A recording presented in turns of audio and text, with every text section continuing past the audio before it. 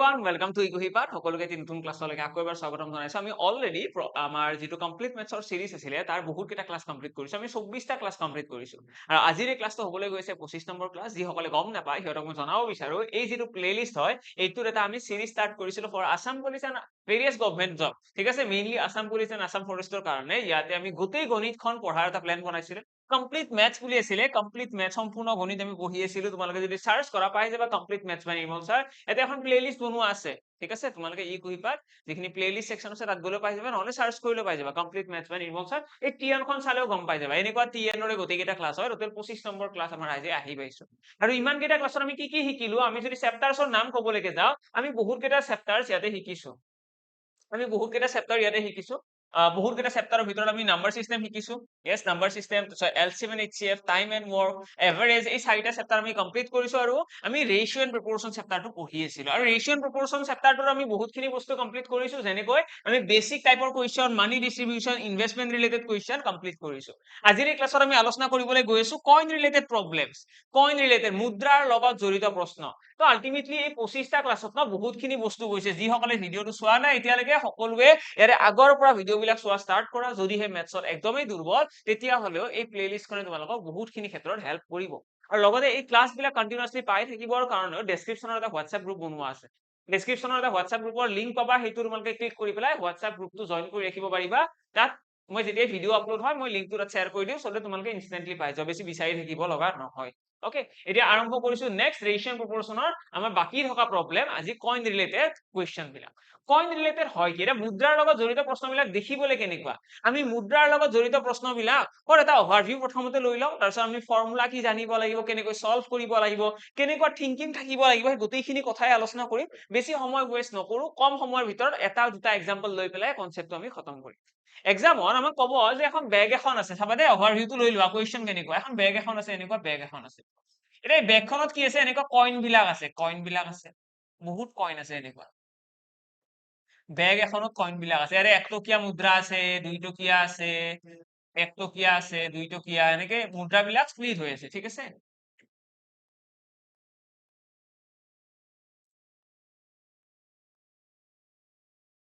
এনেকৈ তো ইয়াতে 1 টকীয়া মুদ্ৰা আছে 2 টকীয়া মুদ্ৰা আছে হয়নে এতিয়া আমাক কি ক'ব আমাক ক'ব যে যদিহে এই বেগখনত সাপোজ আমাক এনেকৈ কৈলে যদিহে এই বেগখনত মুঠ 50 টকা আছে ₹50 আছে তেতিয়াহ'লে তোমালোকে কোৱা 2 টকীয়া মুদ্ৰা কিমানটা আছে পইণ্টটো বুজি পালা আমাক ক'ব যদিহে এখন বেগখনত 50 টকা আছে 2 টকীয়া মুদ্ৰা কিমানটা আছে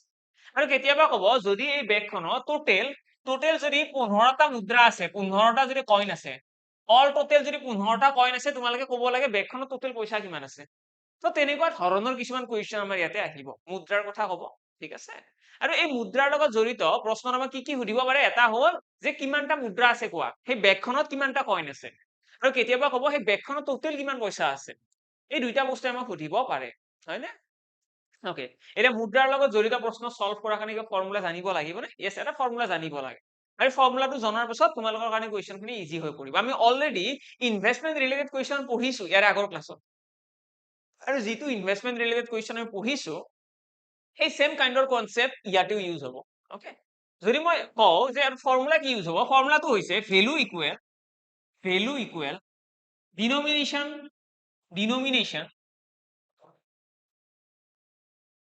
into number of coins denomination into number of coins equal কি হয় ভ্যালু হয় শর্টত আমি এনেকৈ লিখো denomination into number of coins is equal value এটো হৈছে শর্টকাট ঠিক আছে এটা কি হয় এটাৰ মিনিং ভ্যালু মানে কি denomination মানে কি number of coins মানে কি মই যেতিয়া কম ন এই বেগখনত ধৰা হল এই বেগখনত 15টা কইন আছে ঠিক আছে এই বেগখনত 15টা কইন আছে তো 15টা কইন থাকিলে সেই 15টা যে কইন আছে সেইটোক আমি কওঁ নাম্বাৰ অফ কইনস বুলি মানে মুদ্ৰাৰ সংখ্যা কিমানটা মুদ্ৰা আছে আৰু যেতিয়া ভ্যালু বুলি কোৱা হয় তাৰ অৰ্থটো হৈছে বেগখনত কিমান টকা আছে ঠিক আছে ভ্যালু মানে হৈছে বেগখনত কিমান টকা আছে মূল্য মানে কিমান টকা আছে ইয়াতে 50 টকা থকা বুলি মই কৈছো ওকে এতিয়া নেক্সট ডিনোমিনেশন মানে কি এতিয়া বাকি দুটা বাৰু বুজিলো ভ্যালু বুজি পালো নাম্বাৰ অফ কইনস বুজি পালো ডিনোমিনেশন মানে কি ডিনোমিনেশন মানে হৈছে এটা মুদ্ৰা এটাৰ ভ্যালু কিমান এটা স্পেসিফিক মুদ্ৰা এটা মই যদি কওঁ এইটো এটা 2 টকীয়া মুদ্ৰা মই কৈ দিলো এইটো এটা 5 টকীয়া মুদ্ৰা মই কৈ দিলো এইটো এটা 10 টকীয়া মুদ্ৰা এই মুদ্ৰা কেইটাৰ ভ্যালু কিমান নো তো কম এইটো মুদ্ৰাৰ ভ্যালু হৈছে 5 টকা মানে যিটো লিখা আছে সেইটোৱে ন 5 টকীয়া মুদ্ৰা এটা 5 টকা ভ্যালু 2 টকীয়া মুদ্ৰা এটা 2 টকা ভ্যালু 10 টকাৰ মুদ্ৰা এটা 10 টকা ভ্যালু এই যিটো মুদ্ৰাটোত লিখা থাকে সেই লিখা থকা সংখ্যাটোকে আমি তাৰ কি বুলি কওঁ ডিনোমিনেশন বুলি কওঁ ডিনোমিনেশন মানে কি সকলোৱে বুজি পালা ডিনোমিনেশন মানে হৈছে মুদ্ৰাটোত লিখা থকা সংখ্যাটো নাম্বাৰ অফ কইন্স মানে কি ইয়াতে টোটেল 3টা মুদ্ৰা আছে ন তো 3 বুলি কম নাম্বাৰ অফ কইন্স যদি ভ্যালুৰ কথা হৈ যায় তেতিয়া আমি চাম কিমান টকা আছে 10 পাছে 15 2 17 টকা তো 17 টকাটো হৈ যাব ভ্যালু ডিনোমিনেশন হৈ যাব কি ডিনোমিনেশন হ'ব আমাৰ ইয়াতে কি ক'ব পাৰো আমি ওকে ডিনোমিনেশন আমাৰ ইয়াতে হৈ পৰিব ডিনোমিনেশন হ'ব পাৰে 2 টকা হ'ব পাৰে 2 টকাটো এটা ডিনোমিনেশন ওকে 2 টকাটো এটা ডিনোমিনেশন 5 টকাটো এটা ডিনোমিনেশন আৰু 10 টকাটো এটা ডিনোমিনেশন তো এইকেইটা হৈছে ডিনোমিনেশন মানে যিটো লিখা থাকে কইনটো ওকে মই আকৌ সামাৰাইজ কৰি দিছো আমি আজি কৰিবলৈ গৈ আছো কইন ৰিলেটেড প্ৰবলেমছ মুদ্ৰাৰ লগত জড়িত প্ৰশ্নবিলাক যদি সলভ কৰিব লগা হয় মই একদম ক্ৰিস্টেল ক্লিয়াৰ কৰাই দিম আজিৰ ক্লাছটোতে তো আমি জানিব কি লাগে এটা ফৰ্মুলা ফৰ্মুলাটো কি হয় value equal denomination into number of coins denomination মানে কি মুদ্ৰাটোত যিটো সংখ্যা লিখা থাকে সেইটো কয় ডিনোমিনেশন নাম্বাৰ অফ কইন্স মানে কি নাম্বাৰ অফ কইন্স মানে কিমানটা মুদ্ৰা আছে নাম্বাৰ অফ কইন্স মানে কিমানটা মুদ্ৰা আছে clear okay next next value মানে হৈছে টোটেল কিমান টকা আছে এইখিনি হৈ গ'ল আমাৰ ফৰ্মুলাটোৰ কথা এতিয়া এক্সামত কি কি কোৱেশ্চন আহে চোৱা এক্সামত কোৱেশ্চন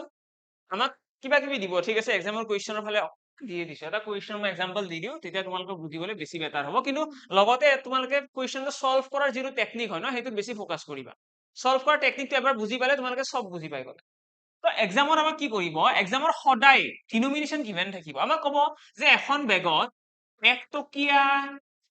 2 টকীয়া আৰু 5 টকীয়া মুদ্ৰা আছে ঠিক আছে আমাক ক'ব এখন বেগত 1 টকীয়া 2 টকীয়া আৰু 5 টকীয়া মুদ্ৰা আছে আৰু এই মুদ্ৰা কেইটাৰ সংখ্যাৰ অনুপাত ৰেশিও মুদ্ৰা কেইটাৰ সংখ্যাৰ অনুপাত নাম্বাৰ অফ কইন্সৰ ৰেশিও নাম্বাৰ অফ কইন্সৰ ৰেশিও আমাক দিয়া থাকিব নাম্বাৰ অফ কইন্সৰ ৰেশিও আমাক দিয়া আছে 5:4:3 এইটো হৈছে ৰেশিও এখন বেগত 1 টকীয়া 2 টকীয়া আৰু 5 টকীয়া মুদ্ৰা আছে বেগখনত থকা মুদ্ৰাৰ সংখ্যাৰ অনুপাত হৈছে 5:4:3 তোমালোকক কোৱেশ্চন মই কৈ দিম লিখি ল'ব পাৰিবা একো প্ৰবলেম নাই যদিহে বেগখনত মুঠ 100 টকা আছে যদিহে বেগখনত মুঠ 100 টকা আছে ঠিক আছে মই এবাৰ চাই দিছো দেই কিমান হ'ব আমাৰ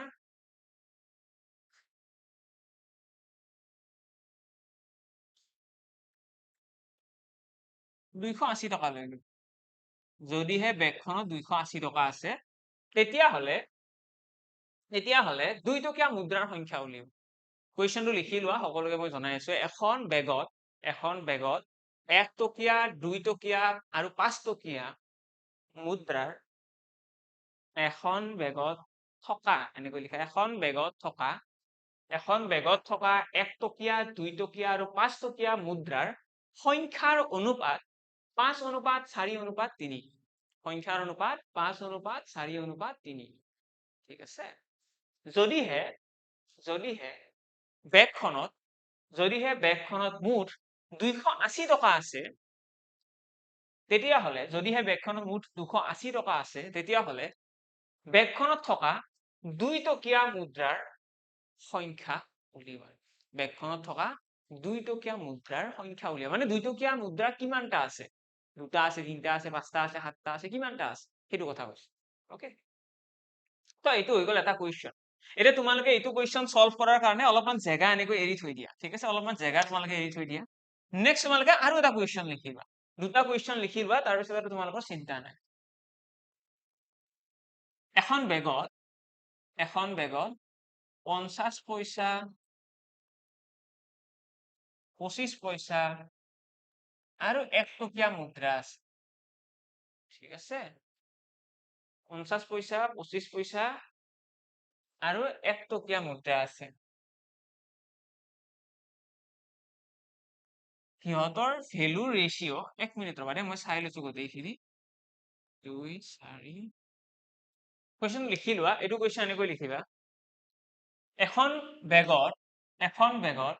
50 পইচা 25 পইচা আৰু 1 টকীয়া মুদ্ৰা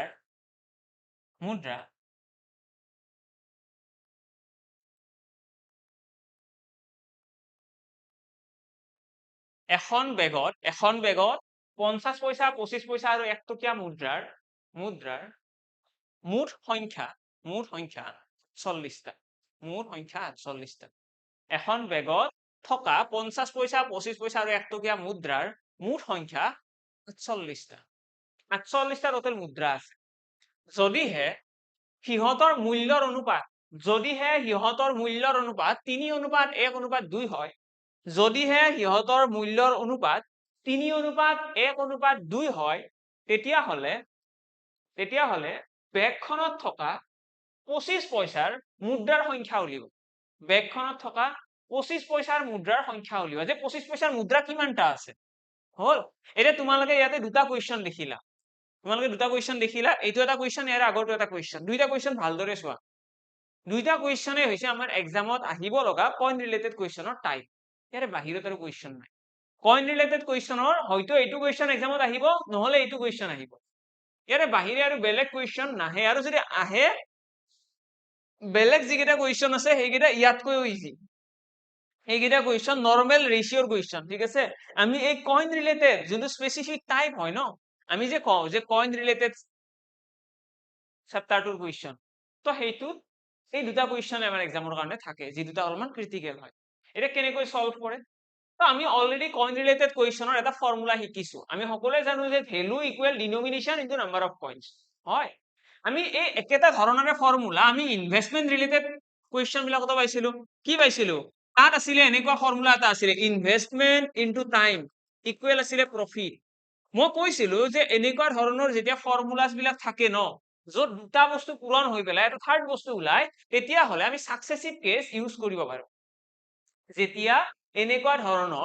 ধৰণৰ বস্তুবিলাক আমি দেখিম য'ত দুটা বস্তু পূৰণ কৰি পেলাই এটা থাৰ্ড বস্তু ওলাব তাত আমি সাকসেসিভ কেছ ইউজ কৰিব পাৰিম মানে ইয়াতে আমি সাকসেসিভ মেথড ব্যৱহাৰ কৰিব পাৰিম yes পাৰিম এতিয়া কেনেকৈ মেথডটো ব্যৱহাৰ কৰিব পাৰিম আমি কি কৰিব লাগে আমি প্ৰথমতে এনেকৈ লিখিব লাগে প্ৰথমতে লিখিম আমি ডিনোমিনেশ্যন তাৰ পাছত আমি লিখিম নাম্বাৰ অফ কইনছ তাৰ পাছত আমি ইয়াতে এনেকৈ এৰো মাৰ্ক এটা দি কেনে লিখিম ভ্যালু এইখিনি বস্তু তোমালোকে লিখিব জানিলে কইন ৰিলেটেড কুৱেশ্যন খতম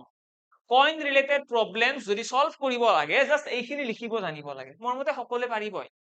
ডিনোমিনেশ্যন নাম্বাৰ অফ কইনছ ভ্যালু মই কিয় এনেকৈ লিখিছো কাৰণ চোৱা ডিনোমিনেশ্যনৰ নাম্বাৰ অফ কইনছ যদি পূৰণ কৰা হয় ভ্যালু নাপাম জানো পাম ন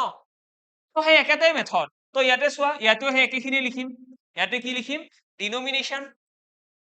নাম্বাৰ অফ কইনছ ভ্যালু হৈ গ'ল এইখিনিতো সকলোৱে পাৰিবা ন একো টান কাম নাই ইয়াতে মই যিটো ফৰ্মুলা লিখাইছিলো যে denomination into number of coins equal value denomination into number of coins সমান কি আছিলে ভ্যালু আছিলে ন তো সেইখিনি কামেই মই ইয়াতে কৰিছো ঠিক আছে এতিয়া ইয়াতে কেইটামান কথা তোমালোকে ক্লিয়াৰলি মনত ৰাখিব লাগিব লাগিলে তোমালোকে কাষত নোট বুলি লিখি ৰাখিবা কইন ৰিলেটেড প্ৰবলেমছ কইনৰ লগত জড়িত মুদ্ৰাৰ লগত জড়িত প্ৰশ্ন যেতিয়াই এক্সামত আহিব ডিনোমিনেশ্যনটো সদায় দিয়া থাকিব ডিনোমিনেশ্যন মানে কি ডিনোমিনেশ্যন মানে হৈছে কি মুদ্ৰা আছে কেনেকুৱা ধৰণৰ মুদ্ৰা আছে 1 টকীয়া মুদ্ৰা 2 টকীয়া মুদ্ৰা 5 টকীয়া মুদ্ৰা কেনেকুৱা আছে তো ইয়াতে যেনেকৈ কৈছে 1 টকীয়া মুদ্ৰা 2 টকীয়া মুদ্ৰা 5 টকীয়া মুদ্ৰা কৈছে ন তো তেনেকৈ দিয়াই থাকিব সেইটোত কোনো আৰু চিন্তা কৰিব লগা নাই যে ডিনোমিনেশ্যন দিয়া থাকিব নে নাথাকে থাকিব তো ইয়াতে মই দিয়া আছে 1 টকীয়া তো 1 লিখিলো 2 টকীয়া দিয়া আছে 2 লিখিলো আৰু 5 টকীয়া দিয়া আছে 5 লিখিলো ঠিক আছে ইয়াতেও তেনেকুৱা 50 পইচাৰ মুদ্ৰা দিয়া আছে 50 লিখিলো 25 পইচাৰ মুদ্ৰা দিয়া আছে 25 লিখিলো 1 টকাৰ মুদ্ৰা দিয়া আছে 1 লিখিলো এইখিনিলৈকে তো সকলোৱে হয়তো বুজি পাই আছে এতিয়া তোমালোকে প্ৰথমতে কি নোট বনালা নোট বনাইছা তোমালোকে কাষত যে ডিনোমিনেশ্যন সদায় দিয়া থাকিব মানে কেনেকুৱা ধৰণৰ মুদ্ৰা আছে সেকেন্ড নোটটো বনাবা যে এই যিটো মেথড আছে ন এই মেথডটোত আমি যিমান বস্তু লিখিম সব অনুপাতত লিখিম মানে ইয়াতে আমি যে সংখ্যাবিলাক লিখিছো ইয়াৰ মাজৰ অনুপাত সিম্বল আহিব মানে অনুপাতত লিখিম ঠিক আছে অনুপাত লিখিম ইয়াতে ওকে অনুপাত লিখিম ইয়াতেও কি লিখিম অনুপাত লিখিম এতিয়া অনুপাতৰ কিছুমান নিয়ম আছিল ন অনুপাত যদি লিখিব লাগে ইহঁতৰ ইউনিট সেম হ'ব লাগিব মানে একক একেই ইয়াতে 50 পইচা লিখিছো ইয়াতে 25 পইচা ইয়াতে 1 টকা লিখিছো এইটো হ'ব নোৱাৰে ঠিক আছে ইয়াতেও পইচাই লিখিব লাগিব ইয়াতে যদি পইচা লিখিছো ইয়াতে পইচা বনাবলৈ হলে 1 টকা মানে হৈছে 100 পইচা হয় 1 টকা মানে কি 100 পইচা এতিয়া এইটো আকৌ আমি সৰু বনাব লাগিব না সিম্পলিফাই অনুপাতৰ কি নিয়ম আছিলে অনুপাত কেতিয়াও ডাঙৰ সংখ্যা হ'ব নোৱাৰে আছিলে ন এইবিলাক তো এইবিলাক যদি আমি ৰিপিট কৰো আমি লিখিম 25 1 গুণ 25 25 2 গুণ 50 25 4 গুণ 100 মানে আমি এই ডিনোমিনেশ্যনৰ জেগাত আমি 50 25 আৰু 100 লিখিব নালাগে আমি কি লিখিম 2 1 আৰু 4 লিখিলেই হ'ব ঠিক আছে আমি কি লিখিম ইয়াতে 2 1 আৰু 4 এইটো হৈ গ'ল আমাৰ ডিনমিনেশ্যনৰ অনুপাত আৰু ইয়াতে যদি চাও ইয়াতে আছে 1 2 আৰু 5 ইহঁতক আৰু কটাকটি কৰিব পাৰি জানো নোৱাৰি তো ইহঁতৰ অনুপাত এইটোৱে থাকিব ঠিক আছে মই আৰু এবাৰ ৰিপিট কৰিছো যেতিয়াই মুদ্ৰাৰ লগত জড়িত প্ৰশ্ন এক্সামত আহিব ডিনমিনেশ্যন সদায় দিয়া থাকিব ডিনমিনেশ্যন মানে কেনেকুৱা ধৰণৰ মুদ্ৰা আছে নেক্সট ইহঁতৰ একক বিলাক সমান ৰাখি পেলাই ইহঁতক অনুপাতত লিখি দিবা ঠিক আছে অনুপাতত লিখি দিলো এতিয়া নেক্সট তোমালোকৰ কি হ'ব কিছুমান কুৱেশ্যনত নাম্বাৰ অফ পইণ্টছ দিয়া থাকিব কিছুমান কুৱেশ্যনত ভ্যালু দিয়া থাকিব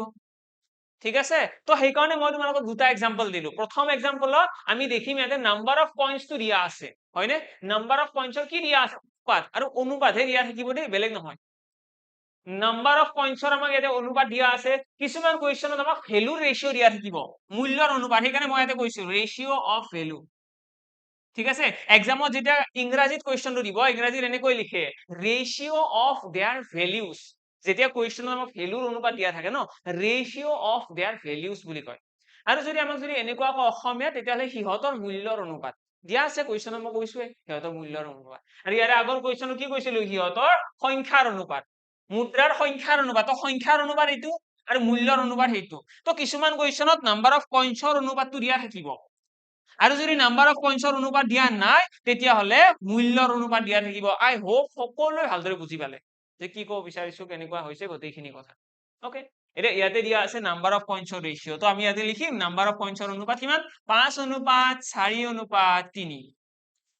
ঠিকে আছে 5:4:3 দিয়া আছে আৰু যদি ইয়াতে যদি চাও ইয়াতে আমাক দিয়া আছে ভ্যালু ৰেচিঅ' মানে ইয়াতে কি দিয়া আছে 3:1:2 এইটো হৈছে ইয়াৰে value ratio' okay value ratio' দিয়া আছে আমাক এতিয়া কি কৰিম এতিয়া আমি দেখিলো যে কিছুমান কুৱেশ্যনত কি দিয়া থাকে নাম্বাৰ অফ পইণ্টছৰ অনুপাত দিয়া থাকে কিছুমানত ভ্যালুৰ অনুপাত দিয়া থাকে আমি এক্সামত আমাক যিকোনো এটা দিয়া থাকিলেই সাফিচিয়েন্ট আমাক দুয়োটা দিব নালাগে আমি সকলোৱে জানো ডিনমিনেশ্যনক নাম্বাৰ অফ পইণ্টছৰ লগত পূৰণ কৰিলে ভ্যালুৱে ওলায় এতিয়া মই যদি 1 ৰ লগত 5ক পূৰণ কৰো কি পাম 5 গুণ 5 4 2 গুণ 8 5 3 গুণ 15 এইটো কি হৈ গ'ল এইটো হৈছে ভ্যালুৰ অনুপাত তো আলটিমেটলি আমাক দুটা বস্তু দিয়া থাকিলে আমি ভ্যালুৰ অনুপাত উলিয়াব পাৰিম ঠিক আছে দুটা বস্তু দিয়া থাকিলে হল আমি ভ্যালুৰ অনুপাত উলিয়াব পাৰিম ক্লিয়াৰ ওকে এতিয়া ইয়াতে যদি চোৱা ন ইয়াতে নাম্বাৰ অফ পইণ্টছৰ ৰেচিঅ' দিয়া নাই কিন্তু ভ্যালু দিয়া আছে তো এই ক্ষেত্ৰত তোমালোকে ভাবিব লাগিব যে 2ৰ লগত এনেকুৱা কি সংখ্যা পূৰণ কৰো যাতে 3 পোৱা যায় ভাবাচোন 2ৰ লগত কি পূৰণ কৰিলে 3 পোৱা যাব ইয়াতে কোৱা 1ৰ লগত কি পূৰণ কৰিলে 1 পোৱা যাব তো 1ৰ লগত 1 এটা পূৰণ কৰিলে 1 পোৱা যাব 4ৰ লগত কি পূৰণ কৰিলে 2 পোৱা যাব 4ৰ লগত কিবা পূৰণ কৰিলে 2 পাই জানো তো হয়তো ভাবিছা তোমালোকে 4ৰ লগত চোন 1 পূৰণ কৰিলে 4 গুণ 4 4ৰ লগত 2 পূৰণ কৰিলে 4 2 গুণ 8 2 চোন পোৱা নাযায় পোৱা যাব কেনেকৈ চোৱা মই যদি 4ৰ লগত এটা হাফ এটা পূৰণ কৰি দিম এতিয়া কি হ'ব 2ৰে 4 কাট কৰি গ'ল দুইবাৰ মানে 2 আহি গ'ল সেই গৈছে নে 2 মানে 4ৰ লগত আমি যদি হাফ এটা পূৰণ কৰো এনসাৰ 2 আহিব তো ইয়াতে কি আহিব হাফ আহিব 4ৰ লগত হাফ পূৰণ কৰি দিম 2 আহি যাব ঠিক একেদৰে 2ৰ লগত কি পূৰণ কৰিলে 3 আহিব তো ইয়াতে দেখিবা 3/2 এটা পূৰণ কৰিলে হৈ যাব 3/2 এটা পূৰণ কৰিলে 3 আহি যাব এতিয়া এইখিনি পোৰচনৰ হয়তো বহুতৰ কনফিউজন আহি গ'ল বহুতে ভাবিছে যে কেনেকৈ লিখিলে 3/2 কেনেকৈ আহি গ'ল হাফ তো তাৰ কাৰণে কি কৰিবা তোমালোকৰ টেকনিক এটা মই তোমালোকক কৈ দি আছো সেইটো হৈছে বেসিক টেকনিক আমি কি কৰি লও আমি ভাবি লও যে 4ৰ লগত x এটা পূৰণ কৰিম ধৰা হল 4ৰ লগত মই এটা x পূৰণ কৰিম ইয়াতে x বুলি ধৰিলা আৰু x পূৰণ কৰিলে কি আহিব লাগে এনসাৰ 2 আহিব লাগে ন মানে পূৰণ কৰাৰ পিছত আহিব লাগিব এনসাৰ 2 এতিয়া ইয়াৰে পৰা x ৰ যদি ভ্যালুটো উলিয়াব বিচাৰো x ইকুৱেল কি হ'ব 4 টো যদি ইপিনে গুচি যায় তলত হৰণ হ'ব 2 ৰে 2 একবাৰ 2 ৰে 4 দুবাৰ মানে ফাইনালি এনসাৰ কিমান আহি গ'ল হাফ আহি গ'ল মানে x ৰ ভ্যালু কিমান আহিছে হাফ মানে আমি গম পালো এইখিনি জায়গাত হাফ আহিল তেনেকৈ তোমালোকে ক্যালকুলেট কৰিব পাৰিবা ঠিক একেদৰে 2ৰ লগত ধৰি লোৱা 2ৰ লগত এটা y যদি পূৰণ কৰা হয় এনসাৰ আহিব লাগে 3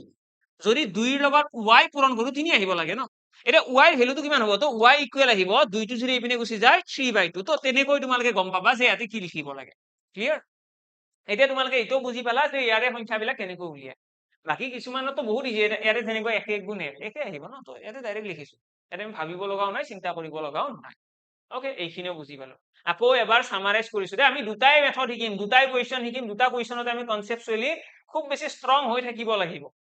প্ৰথম কোৱেশ্চনত মই কৈছিলো যে আমাক ডিনমিনেশ্যন সদায় দিয়া থাকিব ওকে আমাক ডিনমিনেশ্যন সদায় দিয়া থাকিব ডিনমিনেশ্যন ইয়াতেও দিয়া আছে আমাক নাম্বাৰ অফ পইণ্টছ বা ভ্যালুৰ ইয়াৰে কিবা এটাহে দিয়া থাকিব এইটো কথাও মই মেনশন কৰিছো যেনেকৈ এই স্পেচিফিক কুৱেশ্যনটোত নাম্বাৰ অফ পইণ্টছ দিয়া আছিলে, নাম্বাৰ অফ পইণ্টছটো ইয়াতে লিখিছো, তাৰপিছত পূৰণ কৰি দিছো, ভেলু পাই গৈছো, হয়। আৰু ছেকেণ্ড কুৱেশ্যনত যদি চোৱা যায়, এইটো কুৱেশ্যনত আমাক দিয়া আছিলে ভেলু দিয়া আছিলে। আমি কি কৰিছো, আমি চাইছো যে ডিনমিনেশ্যনত যিটো দিয়া আছে এইটো সংখ্যাৰ লগত কি এনেকুৱা পূৰণ কৰিম যাতে এইটো ওলায়। অকে, এতিয়া ইয়াতে তোমালোকে আকৌ মন কৰিলে দেখিবা এই যিটো অনুপাত আহিছে ন, এইটো ভগ্নাংশত আছে, অনুপাতটো ভগ্নাংশত আছে। ভগ্নাংশত অনুপাত সম্ভৱ নহয়, এইখিনি কথা আমি আগতেও আলোচনা কৰিছো। মানে আমি ইয়াতে কিবা এনেকুৱা এটা সংখ্যা পূৰণ কৰিব লাগিব যাতে এইটো ভগ্নাংশ কেইটা নোহোৱা হৈ যায়। কি পূৰণ কৰিলে হ'ব? তো মই যদি ইয়াতে এটা 2 পূৰণ কৰি দিওঁ, কি হ'ব তেতিয়া? তলৰ 2টো নোহোৱা হৈ যাব ন, হয়নে? 2 এটা পূৰণ কৰিলে। ইয়াতেও যদি 2 এটা পূৰণ কৰি দিওঁ, তলৰ 2টো নোহোৱা হৈ যাব। তো ইয়াতেও কৰিব লাগিব। তো গোটেইকেইটা সংখ্যাৰ লগত 2 পূৰণ কৰিলে কি হ'ব? এনেকৈ 2 কেইটা কাট খাই যাব। তো ভগ্নাংশটো নোহোৱা হৈ যাব। তো ফাইনেলি কি থাকিব ইয়াতে? ইয়াতে থাকিব 3, ইয়াতে থাকিব 2, ইয়াতে থাকিব 1। তো আমাৰ ফাইনেল ৰেচিঅ'টো ইয়াতে আহিব 3, 2, 1। এইটো হৈ গ'ল আমাৰ নাম্বাৰ অফ পইণ্টছৰ পাৰফেক্ট ৰেচিঅ'। এতিয়া তোমালোকে ভাবিবা ইয়াতে চোন 2, 3 গুণ 6 আহিছে। ইয়াতে চোন 2, 1 গুণ 2 আহিব লাগিছিল, 4, 1 গুণ 4। কৰি চোৱাচোন এবাৰ, 3, 2 গুণ ইয়াতে 6 আহিব, 2, 1 গুণ 2 আহিব, আৰু 4, 1 গুণ 4 আহিব। কিন্তু এইটো অনুপাতক যদি তোমালোকে কটাকটি কৰি দিয়া, 2 ৰে 2 কেবাৰ, 2 ৰে 4 দুবাৰ, 2 ৰে 6 তিনিবাৰ, তো 3 অনুপাত 1 অনুপাত 2 আহিছে ন। তো আমাৰ একো প্ৰব্লেম হোৱা নাই, আমি কেৱল ইয়াতে ভগ্নাংশত আহিছিল, সেইটোক আমি কেৱল গোটা সংখ্যালৈকে কনভাৰ্ট কৰিছো, বেলেগ একো কৰা নাই। অকে, তো এনেকৈ তোমালোকে জানিব লাগিব এক্সামত যেতিয়া যিকোনো কিবা এটা ৰেচিঅ' দিয়া থাকিব, এটা অনুপাত দিয়া থাকিব ন, আইদাৰ নাম্বাৰ অফ পইণ্টছ নহলে ভেলু, যিকোনো এটা দিয়া থাকিলেও তোমালোকে গোটেইকেইটা অনুপাত উলিয়াব জানিব লাগিব। তোমালোকে ডিনমিনেশ্যনৰ ৰেচিঅ' উলিয়াব জানিব লাগিব, তোমালোকে নাম্বাৰ অফ পইণ্টছৰ ৰেচিঅ' উলিয়াব জানিব লাগিব, তোমালোকে ভেলুৰ ৰেচিঅ' উলিয়াব জানিব লাগিব। সেইখিনি কৰিব জানিলেহে তোমালোকে প্ৰথম ষ্টেপটোত তোমালোকে ছাকচেছফুল। ফাৰ্ষ্ট অফ অল কি জানিব লাগিব? এইটো ধৰণৰ কুৱেশ্যন আহিলে ৰেচিঅ' উলিয়াব জানিব লাগিব। অনুপাত উলিওৱা কমপ্লিট, আমি অনুপাত উলিয়াব জানিম। যদি হয় আমাক ভেলু দিয়া থাকে তেতিয়া নাম্বাৰ অফ পইণ্টছৰ ৰেচিঅ' উলিয়াব জানিব লাগিব। যদি আমাক নাম্বাৰ অফ পইণ্টছ দিয়া থাকে তেতিয়াহ'লে ভেলু ৰেচিঅ' উলিয়াব জানিব লাগিব। হ'ল এইখিনি। এতিয়া নেক্সট তোমালোকে চাব লাগে, আমাক কুৱেশ্যনত কিবা এটা হিন্ট দিয়া থাকিব। লাইক ইয়াতে আমাক দিছে যে বেগখনত টোটেল 280 টকা আছে। আমাক ইয়াতে কৈছে যে বেগখনত 280 টকা আছে। এতিয়া এই যে 280 টকা আছে, এইটো কি হয়? এইটো হৈছে ভেলু, মূল্য, যে টোটেল কিমান পইচা আছে। তো এইটো কোনটো অনুপাতৰ সমান হ'ব? তো অনুপাতৰ সমান হ'ব এইটোৰ, কাৰণ এইটো ভেলু ৰেচিঅ' ন। তো আমি ক'ব পাৰিম যে এই যে 5 অনুপাত আছে, মানে ইমান টকা আৰু ইমান টকা, গোটেইখিনি লগ লাগিলে কিমান টকা হ'ব লাগে? 280 টকা হ'ব লাগে। যোগ কৰি চাচোন, 15 ইয়াতে 23, 23ৰ লগত 5 যোগ কৰিলে 28, মানে 28 ৰেচিঅ'। এই 28 অনুপাতটো যে আছে এইটো কাৰ সমান হ'ব? এই 280 টকাৰ সমান। 28 অনুপাত সমান 280 টকা। ইয়াৰে পৰা পাবা r ইকুৱেল হৈছে 10, মানে এটা অনুপাতৰ মূল্য হৈছে 10। এতিয়া এই যে এটা অনুপাতৰ মূল্য পাই গলো, এইটো আমি যদি এই অনুপাত কেইটাত ব্যৱহাৰ কৰো, আমি তেতিয়াহ'লে গম পাম যে 1 টকাৰ মুদ্ৰা কিমান টকা আছে। ঠিক আছে, আমি গম পাম যে এই যে ৰুপিজ 1 আছে, এই যে 2 ৰুপিজ আছে, এই যে 5 ৰুপিজ আছে, এইকেইটাৰ গোটেইকেইটা ডিস্ট্ৰিবিউশন গম পাম যে 1 টকা বিলাক লগ হৈ পেলাই টোটেল কিমান টকা হৈছে। 1 টকা বিলাক, কাৰণ চোৱা এখন বেগত যদি 1 টকীয়া মুদ্ৰা আছে, 2 টকীয়া আছে, 5 টকীয়া আছে, সেই 1 টকীয়া মুদ্ৰাখিনি যদি মই বেলেগ এখন টেবুলত ৰাখি দিওঁ, 2 টকীয়া মুদ্ৰাবিলাক যদি বেলেগ এটা টেবুলত ৰাখি দিওঁ, আৰু 5 টকীয়া মুদ্ৰাবিলাক বেলেগ এটা টেবুলত ৰাখি দিওঁ, তেতিয়া বেলেগ বেলেগ পইচা হ'ব ন। 1 টকীয়া মুদ্ৰাবিলাক লগ হৈ পেলাই বোলে 30 টকা হৈছে, 2 টকীয়া মুদ্ৰাবিলাক লগ হৈ পেলাই 60 টকা হৈছে, তেনেকুৱা হ'ব ন। তো ইয়াতেও আমি সেইখিনি ছেপাৰেটকৈ উলিয়াব পাৰিম।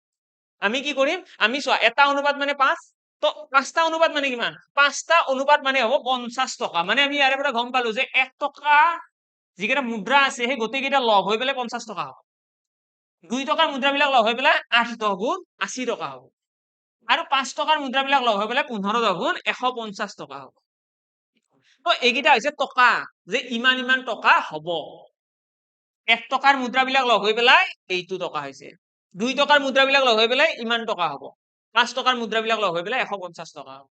কিন্তু আমাক উলিয়াব কি দিছে? আমাক উলিয়াব দিছে যে 2 টকীয়া মুদ্ৰাৰ সংখ্যা উলিওৱা, যে 2 টকীয়া মুদ্ৰাত কিমানটা আছে। হ'ল। এতিয়া প্ৰথম ষ্টেপত আমি কি কৰিছো? অনুপাত কেইটা উলিয়াইছো। ছেকেণ্ড ষ্টেপত আমাক যিটো হিন্ট দিয়া আছিলে, কুৱেশ্যনত কৈছিলে ন বেগখনত ইমান টকা আছে, সেইটোক আমি ইয়াতে কম্পেয়াৰ কৰিছো। কম্পেয়াৰ কৰি পেলাই আমি কি কৰিছো? এতিয়া কম্পেয়াৰ কৰি পেলাই আমি উলিয়াই ললো যে 1 টকাৰ মুদ্ৰা লগ হৈ পেলাই কিমান টকা আছে, 2 টকাৰ মুদ্ৰা লগ হৈ পেলাই কিমান টকা আছে, 3 টকাৰ মুদ্ৰা লগ হৈ পেলাই কিমান টকা আছে, ঠিক আছে, সৰি 5 টকাৰ মুদ্ৰা লগ হৈ পেলাই কিমান টকা আছে, সেইটো আমি উলিয়াই লৈছো। আৰু লাষ্টত এতিয়া আমি কি কৰিব লাগিব? এতিয়া আমি সেই একেটা ফৰ্মুলা যিটো অকমান আগলৈকে আমি শিকি আছিলো denomination into number of coins is equal value এই ফৰ্মুলাটো আকৌ এবাৰ ব্যৱহাৰ কৰিব লাগিব এতিয়া কেনেকৈ ব্যৱহাৰ কৰিম আমাক উলিয়াব কি দিছে যে 2 টকীয়া মুদ্ৰা কিমানটা আছে ন তো তাৰ কাৰণে আমি ডিনোমিনেশ্যনত লিখিম 2 টকা ডিনোমিনেশ্যনত 2 টকা আহি গ'ল দেন কি লিখিম দেন ইয়াতে নাম্বাৰ অফ কইনছটো আমি নাজানো সেইটো আমাক উলিয়াবহে দিছে এতিয়া চোৱা 2 টকাৰ মুদ্ৰাবিলাক লগ হৈ পেলাই কিমান টকা হৈছে এটা উলিওৱা আছে চোৱা 80 টকা হৈছে তো ভ্যালু হৈ যাব 80 এটা এইখিনি সলভ কৰিবলৈ গলে দেখিবা n ইকুৱেল 2 ৰে কাটি দিয়া 40 মানে 40টা 2 টকীয়া মুদ্ৰা আছে বুজি পালা তো ইয়াতে তিনিটা স্টেপ আছে যদি মই সামাৰাইজ কৰো এতিয়া গোটেইখিনি প্ৰথম স্টেপত আমি অনুপাত উলিয়াব লাগে সেকেন্ড স্টেপত আমি এনেকৈ কম্পেয়াৰ কৰিব লাগে কৰি পেলাই আমি পইচা বিলাক উলিয়াব লাগে যে কোনটো মুদ্ৰা কিমান টকা আছে সব সেপাৰেট তো তিনিওটা উলিওৱা হল তাৰ পাছত আমি কি কৰিব লাগে তিনিওটা নোলালেও হয় এটা উলিয়ালেও হৈ যায় কিন্তু আমি তিনিওটা উলাইছো আৰু শিকিবৰ কাৰণে বাকি ইয়াতে যেহেতু আমাক 2 টকীয়া মুদ্ৰাৰ কথা কৈছিল আমি 2 টকাটো উলিয়ালে হলহেঁতেন যে 8 অনুপাত আছে মানে 80 টকা আছে 80 টকাটো আমি এতিয়া এই ফৰ্মুলাটোতে আকৌ এবাৰ ব্যৱহাৰ কৰিম কাৰণ ভ্যালু আমি গম পাই গলো ন যে 2 টকাৰ মুদ্ৰাবিলাক লগ হৈ পেলাই 80 টকা হ'ব 2 টকাৰ মুদ্ৰাবিলাক লগ হৈ পেলাই কিমান টকা হ'ব 80 টকা হ'ব ওকে আৰু ডিনোমিনেশ্যনটো আমি অলৰেডি গম পাও ডিনোমিনেশ্যন সদায় দিয়া থাকিব মই অলৰেডি কৈছো ডিনোমিনেশ্যন প্ৰতিটো কোৱেশ্চনতে দিয়াই থাকিব কোনো এটা এনেকুৱা কোৱেশ্চন নাথাকে য'ত ডিনোমিনেশ্যন দিয়া নাথাকে এতিয়া এইটো কোৱেশ্চনৰ ফালে আহিছো সেকেন্ড কোৱেশ্চন ইয়াতেও আমাক দিয়া আছে ন অনুপাতখিনি আমি উলিয়ালো ইয়াতে সাকসেসফুলি আমি অনুপাত উলিয়াব শিকিছো এতিয়া নেক্সট আমি কি কৰিব লাগে নেক্সট আমি চাব লাগে আমাক কিবা হিন্ট দিয়া আছে নে তো দেখিবা ইয়াতে আমাক কৈছে 48টা মুদ্ৰা আছে তো এই যে 48টা কইন আছে এটো কাৰ সমান হ'ব এই ৰেশিওটোৰ সমান হ'ব ন ইয়াৰ আগৰ কোৱেশ্চন আমাক ভ্যালু দিয়া আছিল যে কিমান টকা আছে তো সেই কাৰণে আমি এই অনুপাতটোৰ সমান বনাইছিলো ইয়াক এইবাৰ আমাক দিয়া আছে মুদ্ৰাৰ সংখ্যা দিয়া আছে ন 48টা মুদ্ৰা আছে তো সেই কাৰণে আমি এই অনুপাতটোৰ সমান বনাও অৰ্থাৎ 3 + 2 5 5 1 6 মানে 6 ৰেশিও ইজ ইকুৱেল আমি কম 48 কইনছ ইয়াৰে পৰা পাবা r ইকুৱেল 8 মানে 1 ৰেশিও এটা অনুপাতৰ ভ্যালু হৈ গৈছে 8 এটা অনুপাত মানে 8টা মুদ্ৰা তো তিনিটা অনুপাত মানে কিমান তিনিটা অনুপাত মানে আহিব 24টা মুদ্ৰা দুটা অনুপাত মানে 16টা মুদ্ৰা আৰু এটা অনুপাত মানে 8টা মুদ্ৰা তো টোটেলত ইমান কেইটা মুদ্ৰা মানে আমি এনেকৈ ক'ব পাৰো যে 50 পইচাৰ মুদ্ৰা যে আছে ন ইয়াতে এইটো 50 পইচা এইটো 25 পইচা আৰু এইটো 1 টকা ইয়াতে যে 50 পইচাৰ মুদ্ৰা আছে 50 পইচাৰ মুদ্ৰা আছে টোটেল 24টা 25 পইচাৰ মুদ্ৰা আছে 16টা আৰু 1 টকাৰ মুদ্ৰা আছে 8টা এতিয়া 1 টকাৰ মুদ্ৰা যদি 8টা থাকে কিমান টকা হ'ব ন 1 টকাৰ মুদ্ৰা যদি 8টা থাকে কিমান টকা হ'ব আমি তাৰ পৰা ক'ব পাৰিম 8 টকা হ'ব ন 8 টকা হৈ যাব ঠিক একেইদৰে যদি 25 পইচাৰ মুদ্ৰা 16টা আছে মানে কিমান টকা হ'ব 25 পইচাৰ মুদ্ৰা 16টা মানে 4 টকা হ'ব ঠিক একেইদৰে যদি 50 পইচাৰ মুদ্ৰা 8টা আছে মানে ইয়াতেও 4 টকাই হ'ব তো আমি এনেকৈ টকা উলিয়াব পাৰিম যে কিমান কিমান টকা হ'ব কেনেকৈ উলিয়ালো ইয়াৰে কাৰণে তোমালোকে ইচ্ছা কৰিলে ফৰ্মুলা ইউজ কৰিব পাৰিবা ফৰ্মুলা কোনটো ফৰ্মুলা হৈছে value equal denomination into number of coins এটা ভ্যালু উলিয়াব লাগে ন ডিনোমিনেশ্যন কিমান আছে চোৱা 50 পইচাৰ মুদ্ৰা মানে 50 পইচা আহিব পূৰণ নাম্বাৰ অফ কইনছ কিমান আছে নাম্বাৰ অফ কইনছ আছে 50 পইচাৰ মুদ্ৰা কিমানটা 24টা আছে তো পূৰণ 24 হয় ঠিক আছে পূৰণ 24 হয় 24 পূৰণ কৰিলে কিমান হ'ব এতিয়া এইখিনি যিটো এনসাৰ আহিব সেইটো আহিব কিহত সেইটো আহিব পইচাত কাৰণ 50 পইচা লিখিছো ন যদি টকাত কনভাৰ্ট কৰিব লাগে 100ৰে হৰণ কৰি দিয়া 100ৰে হৰণ কৰিলে টকাত কনভাৰ্ট হৈ যাব 25ৰে 50ৰে 100ক দুবাৰ যাব 2ৰে আকৌ 24ক কাটিলে 12 বাৰ তো 12 টকা হৈ মানে আমি ইয়াৰে পৰা বুজিলো আমাৰ কিবা মিস্টেক হৈ আছিল নেকি বাৰু এতিয়া কাৰেক্ট হৈ যাব তো আমাক কৈছিল ন যে 50 পইচাৰ মুদ্ৰা 24টা আছিল 50 পইচাৰ মুদ্ৰা যদি 24টা আছে তাৰ অৰ্থটো হৈছে কিমান টকা হ'ব 12 টকা হ'ব মই 4 টকা কৈছিলো চাগে ন এটো সিলি মিস্টেক হৈ গৈছিল বেলেগ এটা ডাটা কৈ দিলো চাগে তো যদি 25 পইচাৰ মুদ্ৰা যদি উলিয়াব লাগে তাৰ কাৰণে কি কৰিম 25 পইচা পূৰণ 16 হৰণ কৰি দিয়া 100ৰে যাতে তোমালোকৰ টকা আহে এনসাৰটো 25ৰে এইটো 4 বাৰ 4ৰে 16 কাটি দিয়া 4 বাৰ মানে 4 টকা আহিব তো 4 টকা হ'ব টোটেল 25 পইচাৰ মুদ্ৰাবিলাক লগ হৈ পেলাই ওকে আৰু এইকেইটা হৈছে মুদ্ৰাৰ সংখ্যা যে কোনটো মুদ্ৰা কিমান বাৰ থাকে আৰু কোৱেশ্চন আমাৰ সেইটোৱে সুধিছে ন যে 25 পইচাৰ মুদ্ৰা কিমানটা আছে তো আমি এনসাৰ কিমান দিম 16টা আছে 25 পইচাৰ মুদ্ৰা 16টা আছে তো এক্সামত এনেকুৱা ধৰণৰ কোৱেশ্চন আহিব আৰু মই ভাবো তোমালোকে নিশ্চয় এতিয়া কৰিব পাৰিবা এতিয়া যদি কোনোবাই ভাবি আছা যে এইখিনি বাৰু হ'ল এইখিনি বুজি পালো একো প্ৰব্লেম নাই তেতিয়াহ'লে তোমালোকে নিজৰ ফালৰ পৰা কেইটামান কুৱেশ্যন ট্ৰাই কৰা তোমালোকে কইন ৰিলেটেড কুৱেশ্যন বুলি সাৰ্চ কৰিলেও পাই যাবা বা তোমালোকে যদি প্ৰেক্টিছৰ কাৰণে যদি কোনোবা এনেকুৱা আছে তো পঢ়া হৈছে প্ৰেক্টিছৰ কাৰণে কুৱেশ্যন লাগে বা ৰিভাইজ কৰি আছো ইয়াৰে তো তোমালোকে প্ৰেক্টিছৰ কাৰণে কেপচুলৰ কথা গম পোৱা নে নাই মই একবাৰ জনাই দিছো এখন ৰিসেন্টলি এখন মোৰ হাতখনৰ মান ডাঙৰ এখন কিতাপ এখন আমাৰ ইয়াতে লঞ্চ কৰা হৈছে একদম হাতখনৰ মান ন এইখন কিতাপ এখন তোমালোকে ল'ব পাৰা যিখনত মেথছৰ একদম প্ৰতিটো চেপ্টাৰ যেনেকৈ আমি এতিয়া ইয়াতে যেনেকৈ কইন ৰিলেটেড কুৱেশ্যন দুটাই কুৱেশ্যন চালো ন মই কৈছিলো ন যে ইয়াতে দুটাই কুৱেশ্যন আছে দুটা কুৱেশ্যন জানিলে হৈ যায় তো ইয়াতেও তেনেকৈ কভাৰ কৰা আছে যিকেইটা টাইপৰ কুৱেশ্যন আছে সেইকেইটাই আছে তো যদি ইয়াৰে গোটেইখিনি কুৱেশ্যন কৰিব পৰা তেতিয়াহ'লে এক্সামৰ কাৰণে বেছি ভয় কৰি থাকিব লগা নাই সেইকাৰণে কিতাপখন একচুৱেলি সৰু হৈছে অলাগতিয়াল কথাবিলাক ভৰাই থকা হোৱা নাই যিখিনি জৰুৰী যিখিনি প্ৰশ্ন আহে যিকেইটা টাইপৰ কুৱেশ্যন আমাৰ কাৰণে ইম্পৰ্টেণ্ট হয় এক্সামৰ কাৰণে সেইকেইটা কুৱেশ্যনহে ইয়াতে আমাৰ ইনক্লুড কৰা আছে যদি কোনোবাই পাৰচেজ কৰিব বিচৰা তোমালোকে কন্টেক্ট নম্বৰ দেখি আছে স্ক্ৰীনত কন্টেক্ট কৰিলে হ'ল এবাৰ কন্টেক্ট কৰি পেলাই ক'লে হ'ল যে কেপচুলখন লাগে মেথছৰ নিশ্চয় আৰু অসমীয়া মিডিয়ামত আছে ডাঙৰ কথাটো ঠিক আছে মই এইটো জনাই দিছো ইয়াতে কিন্তু এটা কথা দেই ইয়াতে এনচাৰ্ছ বহুত বেছি নাই এনচাৰ্ছ অপশ্যন বিলাক দিয়া আছে কোনটো কাৰেক্ট হয় বাট এক্সপ্লেনেশ্যন এণ্ড অল তোমালোকে নিজৰ ফালৰ পৰা প্ৰেক্টিছ কৰা কাৰণ এক্সপ্লেনেশ্যন কি হয় এক্সপ্লেনেশ্যনত তোমালোকে এটা প্ৰব্লেম ফিল কৰিবা এতিয়া মই এইটো মেথডত কৰাইছো এইটো কুৱেশ্যনকে কৰা ন আৰু দুটা বেলেগ বেলেগ এপ্ৰ'চো আছে দুটা বেলেগ বেলেগ মেথড আছে ঠিক আছে তো সেইকাৰণে তোমালোকে যিটো মেথডত তোমালোকে শিকিছা তোমালোকৰ গোল হ'ব লাগে এনচাৰ আহিব লাগে এতিয়া এটা মেথডত কৰাই থাকিলেই মানে এক্সপ্লেনেশ্যনত থকা নাথাকে একেই হয় এইটো মেথডত হয়তো এতিয়া যদি মই গুচি যোৱাৰ পিছত এজন ষ্টুডেণ্টে আহি পেলাই জাষ্ট এই শ্লাইডখন চাব বিচাৰে এইখন চাই পেলাই হয়তো বুজি নাপাব পাৰে ক'ৰ পৰা কি লিখিছে কুৱেশ্যন ক'ত একোৱেই নাইচোন ইয়াতে তো সেইকাৰণে বেটাৰ সকলোৱে নিজৰ ফালৰ পৰা ট্ৰাই কৰা কিবা প্ৰব্লেম থাকিলে কমেণ্ট বক্সত জনাবা লগ পাম সকলোকে অন্য এটি ক্লাছত আৰু ইয়াৰে আগৰ ক্লাছত নেক্সট ক্লাছত আমি যেতিয়া এজ ৰিলেটেড কুৱেশ্যন কৰিম তাৰপিছত আমাৰ এই গোটেই চেপ্টাৰটোৱে সম্পূৰ্ণ হ'ব লগ পাম সকলোকে অন্য এটি ক্লাছত আজিৰ কাৰণে ইয়াতে সামৰিছো থেংক ইউ